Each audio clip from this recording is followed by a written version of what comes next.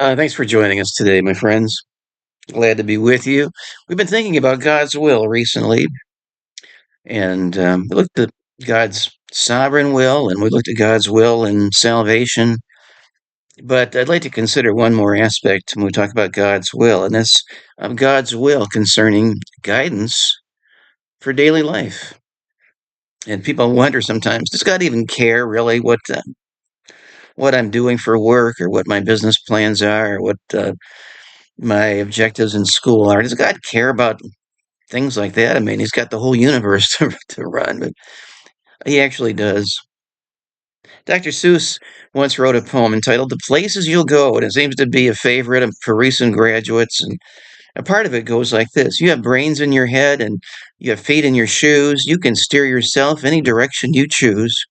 You're on your own, and you know what you know, and you are the guy who'll decide where to go. Well, the Bible has some things to say about people like that. In James chapter 4, 13 and 14, he talks about them. He says, "Go to now. You that say today or tomorrow, we will go into such a city and continue there a year and buy and sell and get gain. Whereas you know not what shall be on the morrow. For what is your life? It is even a vapor that appeareth for a little time and then vanisheth away." Well, what about these people? They had brains in their heads. They were businessmen who made money. They knew how to do that, how to conduct their business. They had feet in their shoes. They could travel to distant cities if they chose to do that. They had a direction they had chosen. They'd make decisions. They planned ahead. And they made those decisions because they knew what they knew. And so they were the ones who would decide what they did. It was a good business plan. They had everything figured out, or almost everything. When were they going to set out on their business? Today or tomorrow? And where would they go? Into this or that city? They had a place in mind. How long would they be gone? Be there for a year. And what were they going to do? Buy and sell? And what was their objective? To make money. It was a decent business plan. I don't think there's anything wrong with that, except for the fact that they left one thing out. They knew what they knew, but they didn't know what they didn't know. God was nowhere in their plans, and he should have been. If you keep reading, it reminds us our life is so brief it's a vapor. But he goes on to say, "Ye ought to say, if the Lord will, we shall live and do this or do that." Psalm 143:10 says, "Teach me to do thy will, for thou art my God. Thy spirit is good. Lead me into the land of uprightness." That psalm was written by David. He was a brilliant commander, one of history's greatest kings. And one of the reasons for that was because he would not make a move without asking God about his will for the operation. One example is in 2 Samuel chapter 5, verse 23 to 25. David had had some success fighting the Philistines. Now the Philistines were on the march against them. And so what does he do as the commander? Well, it says David inquired of the Lord.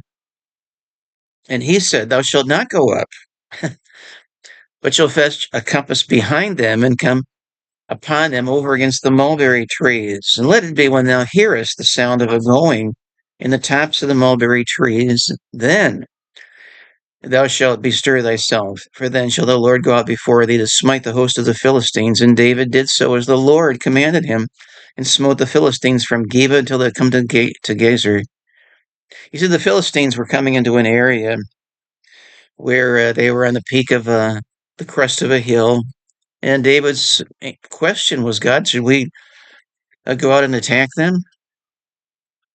What David was saying was, no, just hide yourself.